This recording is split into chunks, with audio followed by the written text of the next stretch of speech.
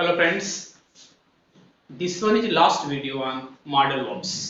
एक चीज और क्लियर कर दूंगा, modal verbs and auxiliary verb दोनों डिफरेंट होता है, कभी never mix it. Auxiliary verb were always followed by main verb, जैसे I am writing, I am going. And के बाद क्या लग गया, going writing. Main verb going है और राइटिंग है. एक्सिलरी वर्ब कौन सा है, are am. But modal verb is different. Modal verb to show habitual action, order, permissions, instruction, will, determination, desire, probability. इसके लिए modal verb इस्तेमाल होता है. तो दोनों verb अलग होती है, दोनों को कभी मिक्स अप मत करना. Make it clear.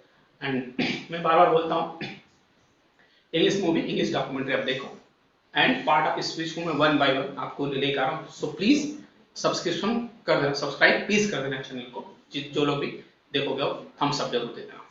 और ये लास्ट वीडियो होगा मॉडल वर्ब पे. फिर बाकी का हम लोग प्रीपोजिशन के, कंपाउंड प्रीपोजिशन के जो थर्ड मल्टी वर्ड्स प्रीपोजिशंस रहते हैं, उसके ऊपर हमने जो वीडियो कंटिन्यू किया, उसको हम लोग फिर कंटिन्यू करके उसको कंप्लीट करेंगे. और देन आपको कुछ ऐसा लगता है कि इसके ऊपर वीडियो बनाना चाहिए, indirect, direct, passive, active, verb, adverb, so आप एंगेजमेंट रखो, आप जाके कमेंट्स में मुझे लिखो. So I will make on that. ये can, could, may, might, will, would, shall, should, must, need, dare, have to, used to, ought to, be और do. 16 modal verbs होते हैं total. So let's begin. ought to, be और do, ये तीन हम इसमें देखेंगे और ये इसके बाद modal verbs कंप्लीट हो जाएगा. और प्लेलिस्ट में आप चला जाना, तो प्लेलिस्ट में आपको प्लेलिस्ट में आपको सारे के सारे और वीडियो इसके ऊपर modal verbs के मिल जाएंगे. तो टोटल 16 modal verbs मैंने एग्जाम्पल के साथ हमने एक बताया किस तरह से इस्तेमाल होता है. So let's begin. ought to, obligation और ड्यूटी के लिए ought to का इस्तेमाल होता है. we ought to help the poor. क्या आपकी ड्यूटी बनती है कि जो लोग गरीब हैं, जो अंडर प्रिविलेज्ड हैं, जो बड़े लोग नहीं हैं, उनको कुछ प्रॉब्लम है, तो उनको हमको क्या करनी चाहिए, हेल्प करनी चाहिए. we ought to help the poor. Duty. all students ought to follow rules of school. Obligation simple है, बच्चे स्कूल में पढ़ेंगे तो उनको तो ड्यूटी उनकी बनती है, उनको ऑब्लिगेशन बनता है कि वो स्कूल के रूल को फॉलो करेंगे. All students ought to follow rules of school. Obligation. सारे बच्चों को स्कूल के रूल को फॉलो करना ही ऑब्लिगेशन है, आपकी ड्यूटी बनती है. we ought to know about our history. yes, हमको सभी लोगों को अपनी हिस्ट्री को, पीछे की चीजों को जानना है. तो कैसा है, डिजायरेबिलिटी. डिजायर इच्छा शक्ति, हर किसी की डिजायरेबिलिटी होनी चाहिए, इच्छा होनी चाहिए, उत्सुकता होनी चाहिए किसको जानने के लिए, हिस्ट्री को जानने के लिए. किस तरह से आर्ट इस्तेमाल हो रहा है, आर्ट का डिजायरेबिलिटी के इस्तेमाल हो रहा है, इच्छा शक्ति के लिए इस्तेमाल हो रहा है आर्ट का. वी ऑट टू नो, हमको इच्छा शक्ति होनी चाहिए क्या जानने के लिए, आवर हिस्ट्री, अपना इतिहास. तो डिजायरेबिलिटी के लिए आर्ट का इस्तेमाल होता है. We ought to respect our seniors. हम बोलते हैं ऑब्लिगेशन, सब लोग बोलते हैं कि we have to, we should obey our elders, we should obey our parent. तो ought to more formal है और ऑफिशियल लगता है. we ought to respect our seniors. obligation. अभी के बिहेवियर में, अभी के कम्युनिकेशन ought to का इस्तेमाल धीरे धीरे कम हो रहा है, लोग यूज नहीं कर रहे हैं, बट पता होना चाहिए कहीं पे आगे पे इसका मीनिंग क्या होता है. As obligation, as a duty और डिजायरेबिलिटी, इस तरह से ought to का इस्तेमाल होता है. We ought to respect our seniors. हमें अपने बड़ों का सम्मान करना चाहिए. ऑब्लिगेशन बनता है, आपकी ड्यूटी बन जाती है, आपका कर्तव्य है. नेक्स्ट ले लेते हैं बी. टू बी और बी दोनों सो मिक्स एग्जांपल हम देखेंगे. टू बी और बी कैसे. She is studying hard to be doctor. She is studying, वो पढ़ाई लिखाई कर रही है, स्टडी कर रही है. हार्ड मतलब काफी कठिन, मेहनत से, सीरियसली. टू बी होने के लिए क्या, डॉक्टर. वो डॉक्टर होने के लिए बहुत अच्छी तरह से तैयारी कर रही, पढ़ाई कर रही. क्या बता रहा है, फ्यूचर प्रोबेबिलिटी. उसको फ्यूचर में डॉक्टर बनना, आज बनने के लिए अभी तो पढ़ाई कर रही है, तो फ्यूचर की संभावना, फ्यूचर की प्रोबेबिलिटी है कि वो बड़ा होकर के पढ़ाई करके वो डॉक्टर बनेगी. She is studying hard to be a doctor. To be doctor, वो डॉक्टर बनने के लिए बहुत कठिन परिश्रम कर रही है. तो टू बी का इस्तेमाल कैसा हो रहा है, फ्यूचर प्रोबेबिलिटी, भविष्य की संभावना, भविष्य में ऐसा होगा, उसके लिए टू बी का इस्तेमाल होता है. She wants him to be just a friend. बिल्कुल, not boyfriend, not a girlfriend. She wants, वो चाहती है हिम, उसको, टू बी, होने के लिए, जस्ट अ फ्रेंड, जस्ट हम लोग फ्रेंड रहेंगे, आगे ये बात नहीं बढ़ेगी। ऐसा लड़के और लड़कियां बोलते हैं दूसरे को। She wants him to be just a friend, वह चाहती है कि वह उसके लिए एज अ फ्रेंड बने, उससे ज्यादा नहीं बने। तो किसका इस्तेमाल हो रहा है? विल, डिजायर, उसकी डिजायर उसकी इच्छा है, और उसकी विल है उसकी इच्छा है, उसको ऐसा चाहिए, उसकी ऐसी चाहत है कि वो जस्ट एक फ्रेंड बने। तो किस तरह इस्तेमाल हो रहा है उसका? डिजायर और विल के लिए टू बी का इस्तेमाल कर सकते हैं। People supposed, suppose, not past, suppose. People supposed to be at home. Probability, संभावना बोलते हैं। He may be at home, लगता हो घर पे रहेगा। My friend may be at home, जरा फोन करके देख लो, पता करके दो। Probability, संभावना। So people supposed to be at home, लगता है बिल्कुल घर पे रहेगा। किसके लिए इस्तेमाल हो रहा है to be का? Probability, संभावना। May be, may not be, हो सकता है, नहीं हो सकता। इसको कहते हैं probability, संभावना।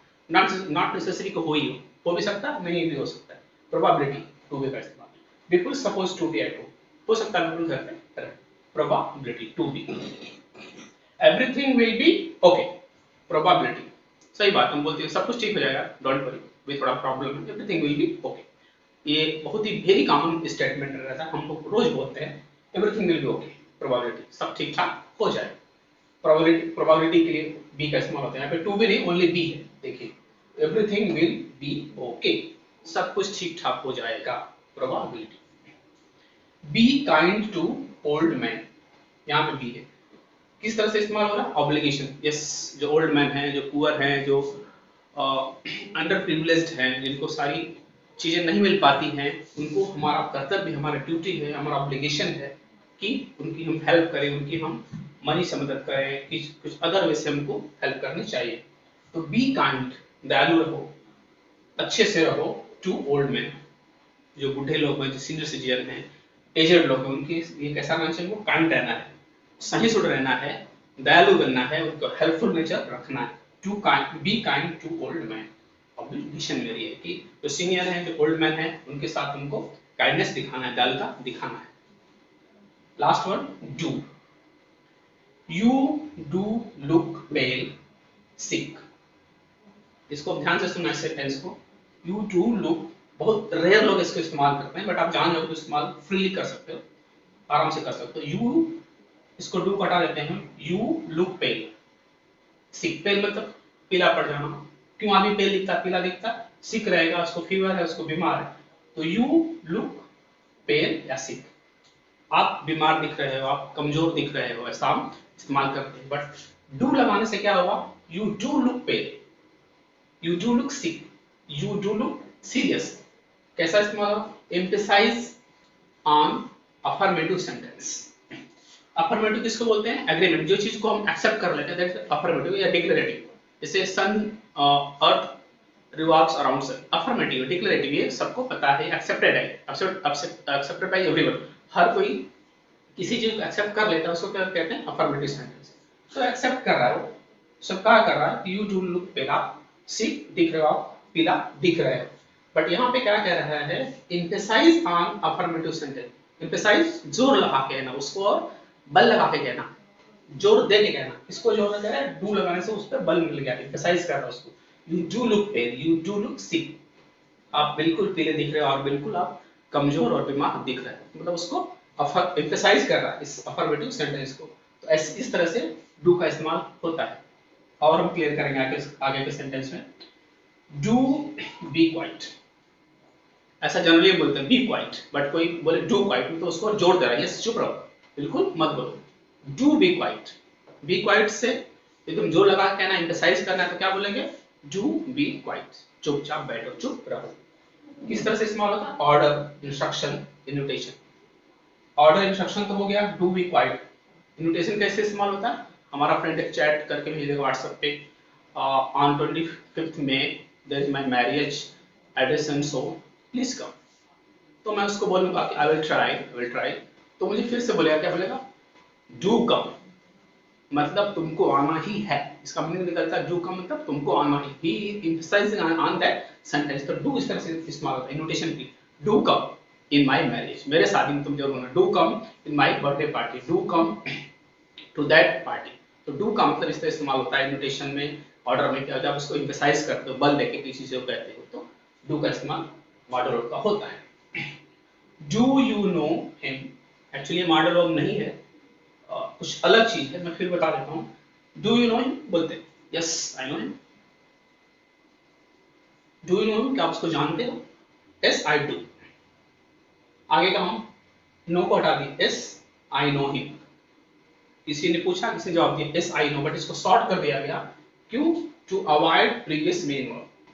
जो प्रीवियस मेन वर्ब है नो, मेन वर्ब है, इसको अवॉइड करने के लिए हम क्या लगा दिए? डू लगा दिया, और बाकी हमने सेंटेंस बना के उसको कंप्लीट कर दिया, यस आई डू। तो मेन वर्ब हटा के मैंने क्या किया? डू लगा दिया, तो सेंटेंस कंप्लीट हो गया, उसका एक्सटेंस बन गया, यस आई डू, मैं इसको जानता हूं। तो आप इसको देख लो 2 times 3 times, and please subscribe कर देना और लाइक कर देना। Thank you.